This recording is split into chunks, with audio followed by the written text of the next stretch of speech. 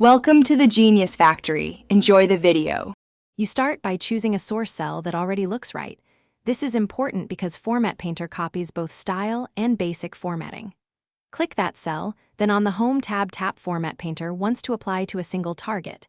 If you plan to apply the same formatting across several ranges, double-click Format Painter so it stays active. Once done, select each target range.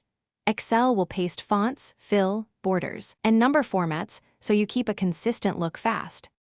Next, apply the copied format to your targets by dragging across a contiguous range. This fills every selected cell with the source formatting.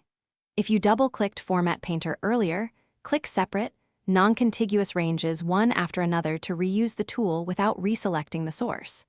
Make sure to check number formats and borders because these are copied too, and sometimes you may want only fill or font.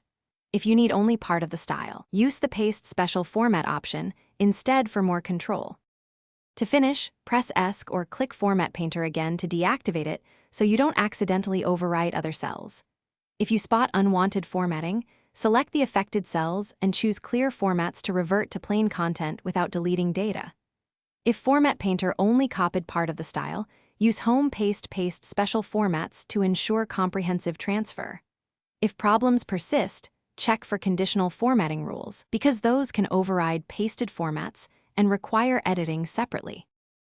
Thanks for watching. If you found this helpful, don't forget to like and subscribe.